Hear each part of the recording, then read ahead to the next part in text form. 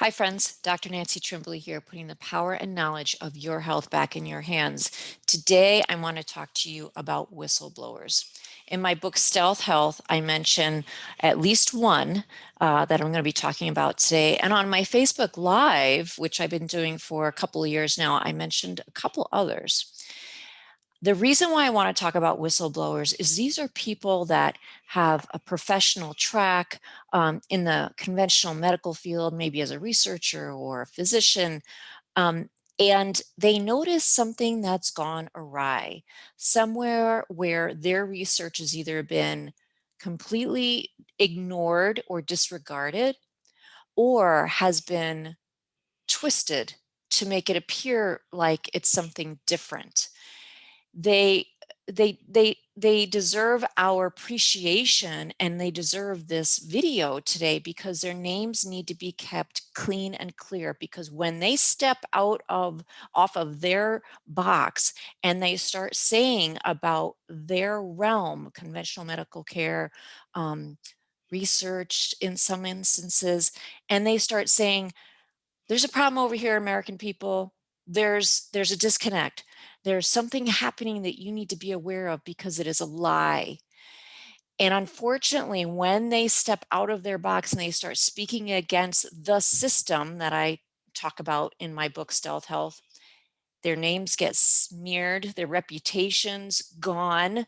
Um, they're slandered on the internet. They lose their professional positions, their titles, and their careers are destroyed. And actually, one that I'm thinking about right now is a doctor, Gilbert Welch, that I quote in Stealth Health, who pointed to how the fact that the blood cholesterol of Americans has been lowered so much, it does not favor the people at all. It favors only the pharmaceutical companies. And the benefit of putting more and more people on statin drugs does not outweigh the risk those people.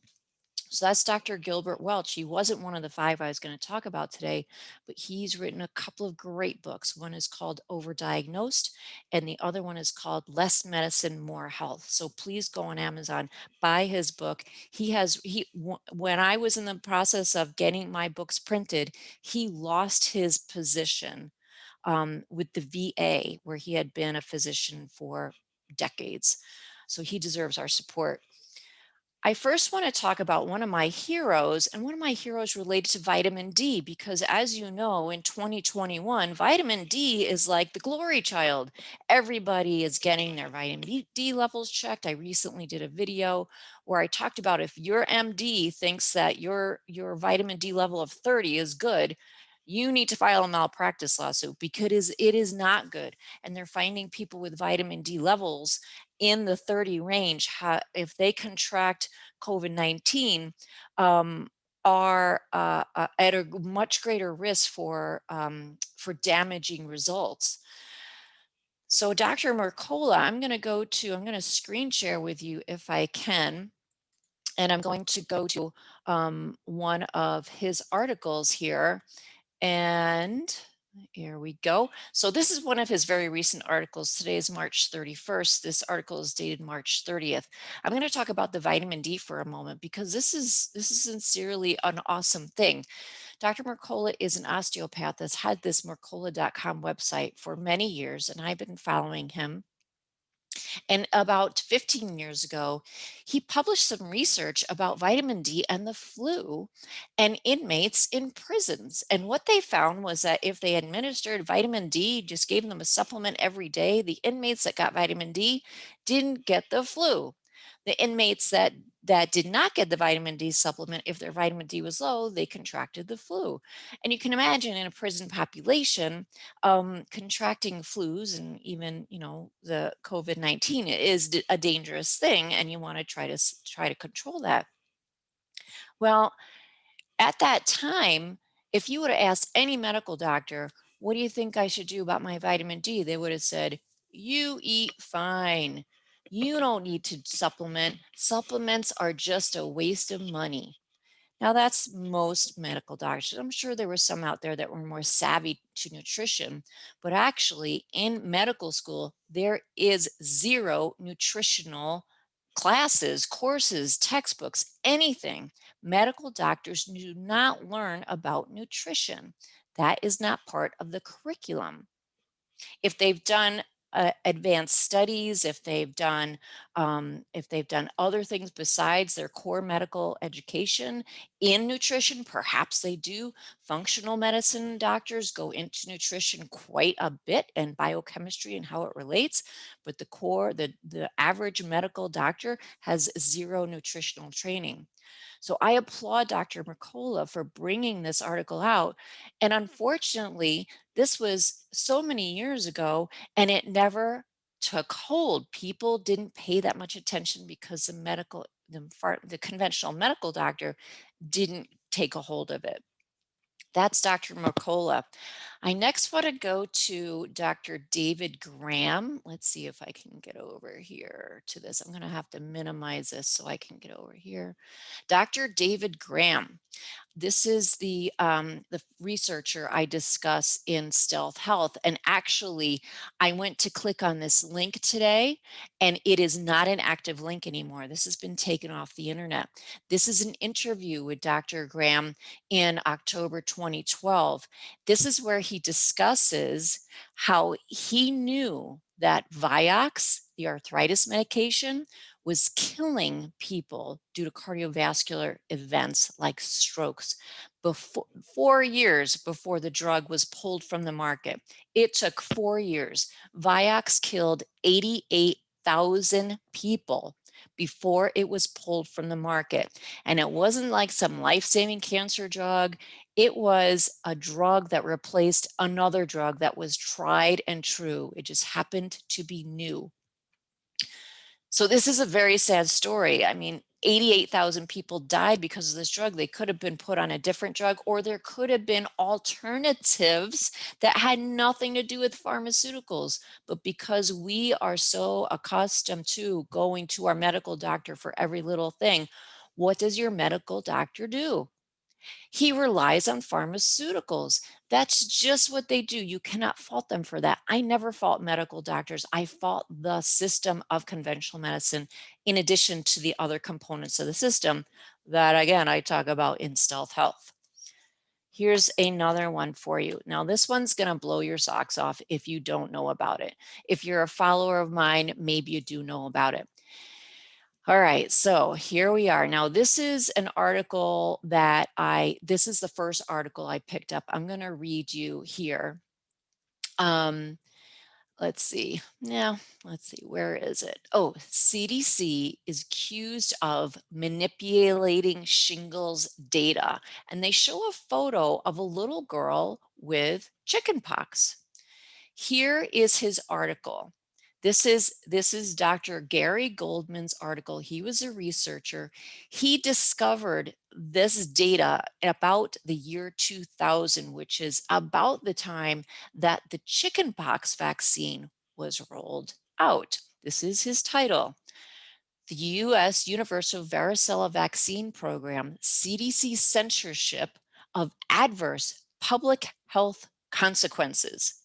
So it took him till 2018 to get this published. And this is what he found. In Los Angeles, he was doing a small study on the brand new chickenpox vaccine that was coming out. Now, if you're my age, you probably had the chickenpox, or you went to a chickenpox party where the other kids had chickenpox. Maybe you caught it, maybe you developed immediate immunity.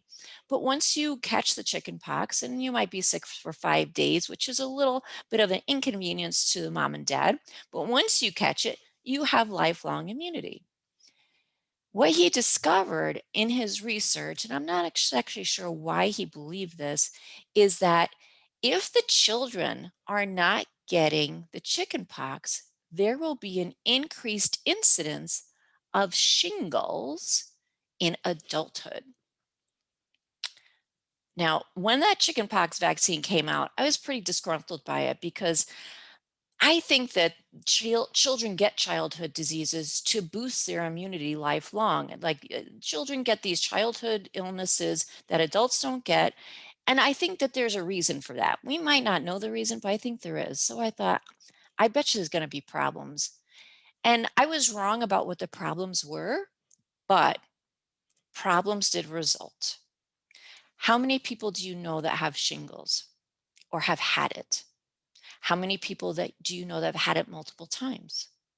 When I was in chiropractic college in the, let's see, early 90s, shingles was something you learned about that only people who were severely immunocompromised would get. It was rare. It was rare. It was known, but it was rare. They say that now 3 out of 4 Americans will have it in their lifetime. That is clearly not rare. This is what the problem is, and it is a direct result of the chickenpox vaccine. When children get chickenpox, and very often right before they show the pox, they are shedding virus, meaning their breath, they have virus particles in their breath, and they're out and about in the community.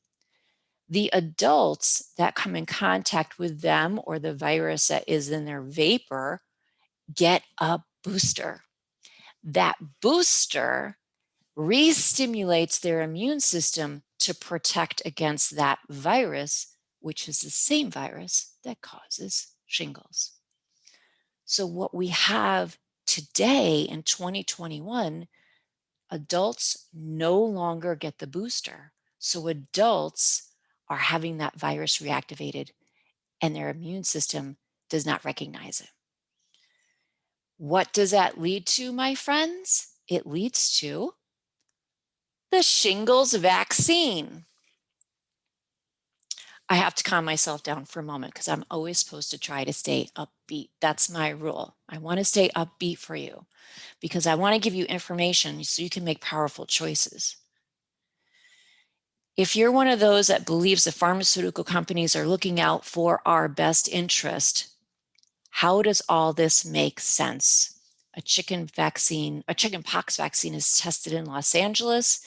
The researcher believes it will result in adverse public health consequences of a magnitude that he holds on to this and his whole career is changed because he knows this is true. It takes him 18 years to finally publish. The pharmaceutical companies want to discredit him, and now they have the chickenpox or the shingles vaccine. So that sequela of event, do you still believe that the pharmaceutical companies have your best interest in mind?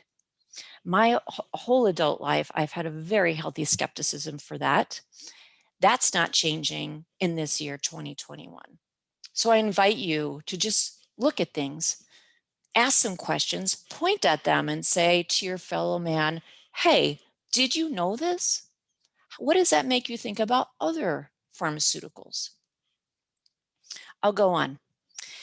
This next one is equally as rattling and is actually what spurred this video today. One of my patients came in to me last week. She's a grandma and she's got multiple grandchildren. One is a 12-year-old girl, and she was telling me this story excitedly and horrified that her daughter brought the 12-year-old granddaughter to the medical doctor. And they told mom, you need to leave. We're going to talk to your daughter about the HPV vaccine, human papillomavirus, alone, with no guardian present. I don't know where that's coming from. That should be against the law. But this is a story, it was related to me. I cannot verify that it's true. I just have trust in the person that told me. I'm going to show you another article here. This was actually written in 2009. In 2009, the Gardasil is the vaccine for the human papillomavirus. Gardasil researcher speaks out. At the time, there was a video of her on a morning news program crying about this, how she couldn't sleep because there was big problems with this vaccine. That was 2009. This is 2021, and there's little girls being shut in rooms, being told horror stories about cancer. This vaccine has although rare, severe reactions that are neurological. You may have heard of Guillain-Barré at this time, which is a neurological reaction that sometimes occurs from specific vaccines to specific people. The researcher published that the risk of this adverse reaction was so great that it overshadowed any benefit from the vaccine. It is said that the vaccine may last only a few years, is only applicable to a very small number of cancers, cancer causes, which is the virus. And she was, again, her information was squashed, and obviously nothing was heeded. And this is an excellent article that goes through everything that she says about that. And her name, so I don't disrespect her, is Dr. Diane Harper, and she is a vaccine researcher and expert. And this article explains exactly what the adverse reactions are, and the fact that the vaccine does not protect, but they do not tell you that. And she said even the literature is incorrect. I want to go to one last person, and that is Zach Voorhees. I don't know if you remember this. I found this when I was researching for Stealth Health and writing this and talking about how when you do an internet search, you do not get all the information that's out there. I teach you in Stealth Health how to go to page 5 of your results. You have to go probably 50 citations in to get any clean information and not be redirected to some part of the system. And remember, the system is the conventional medical model, the pharmaceutical industry, the advertising industry, media, and unfortunately, at times, research. So I talked to you about how to do that. And Zach Voorhees, he confirmed what I was finding. And I'll see if I can find that article. Here it is. And this is actually on the Mercola website, Mercola.com. Google whistleblower Zach Voorhees speaks out. Now, you remember, when whistleblowers speak out, their life gets destroyed. So they're not doing this for themselves. They're not doing this for the notoriety. They're doing it for you because they believe, like I do, that you need to know, you need the knowledge to make the best choices for your health and your family's health. And he said when he first started working with Google, their mission statement was to organize the world's information and make it accessible and useful. And that's what we all knew the old Google to be. Now we know when we go there, we're going to find slandered, we're going to find missing information, and or we're not going to find missing information. He now believes, and this is what he says in this article, which was written November 2nd, 2019, he believes that Google is trying to funnel us to specific conclusions. He's trying to create a reality. Interesting, right? And he specifically, if I go to the 2/3 of the way down, I may find it, where he talks about how, let's see, the censorship is being applied to alternative health, and nothing is less than the censorship that is being applied to alternative health is nothing less than demonic. This may sound extreme, but I've been following the happenings in the new cures that are being suppressed. So new cures that are being suppressed, and in Stealth Health, I talked to you about how to find your first ally in your health journey and where to find your resources. And that alone can help you to disregard the garbage that you will find when you do a standard internet search. And And Zach Voorhees confirms that you cannot just do a standard internet search and find cures, find solutions. What is going to happen though is you're going to be funneled into what the system wants you to do, which is pharmaceuticals, surgeries, conventional medical care, and just following along, following the program. So I hope that illuminated some things for you. My goal for you, as always, is to take back your own power and knowledge so you may get your greatest joy out of life. So be well. Bye for now.